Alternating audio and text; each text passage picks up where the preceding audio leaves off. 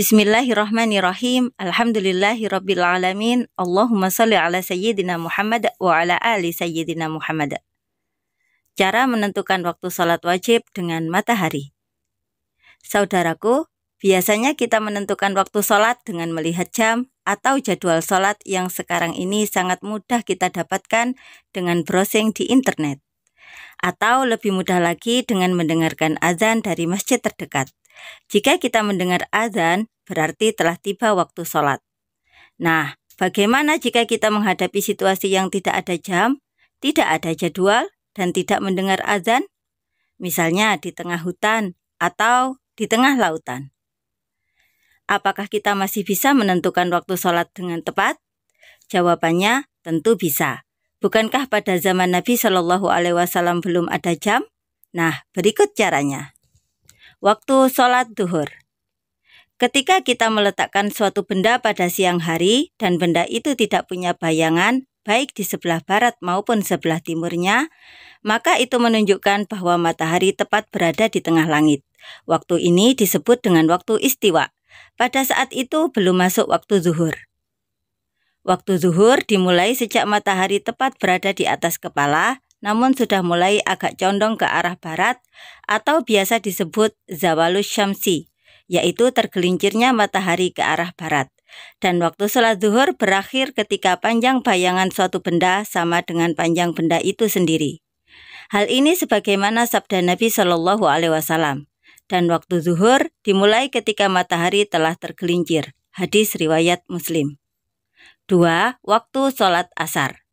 Waktu sholat asar dimulai ketika berakhirnya waktu zuhur, yaitu ketika panjang bayangan suatu benda sama dengan panjang benda itu sendiri. Sebagaimana sabda Nabi Shallallahu Alaihi Wasallam yang artinya, Jibril sholat bersama Nabi Shallallahu Alaihi Wasallam dan para sahabatnya pada hari pertama ketika bayangannya sama dengan bendanya.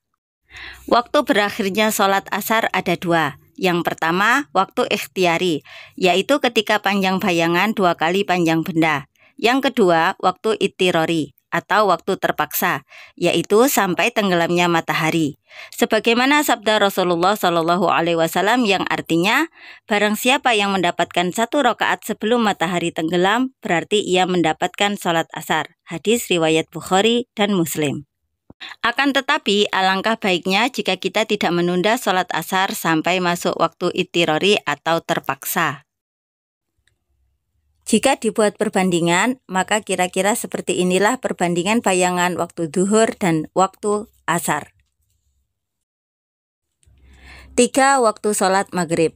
Waktu sholat maghrib dimulai sejak terbenamnya matahari. Jika sudah tidak ada lagi sinar dari arah barat, berarti sudah masuk waktu maghrib. Biasanya ditandai dengan warna kemerah-merahan di langit atau mega merah. Sebagaimana sabda Nabi Shallallahu Alaihi Wasallam yang artinya, dan waktu maghrib ketika terbenam matahari. Hadis riwayat Bukhari dan Muslim.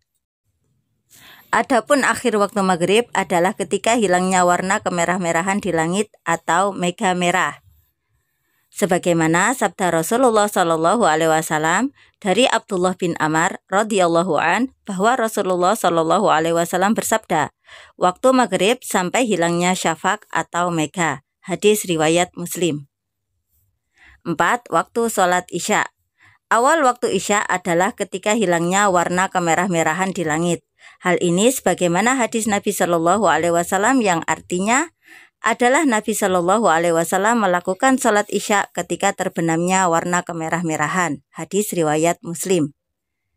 Adapun akhir waktu isya ada 2 macam. 1. Waktu ikhtiari atau pilihan, yaitu sampai pertengahan malam. Sebagaimana sabda Nabi Shallallahu Alaihi Wasallam yang artinya, dan waktu isya sampai pertengahan malam. Hadis riwayat Muslim.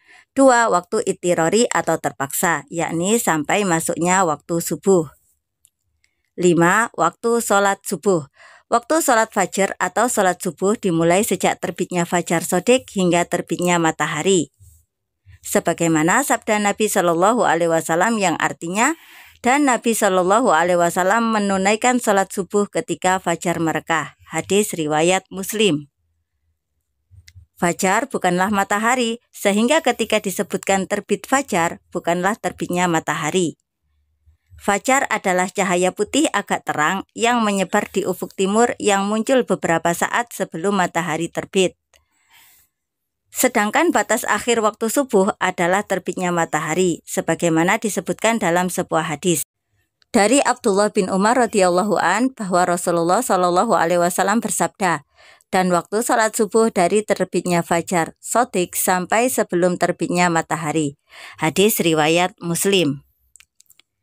Nah, teman-teman, demikian pembahasan video kali ini. Semoga bermanfaat.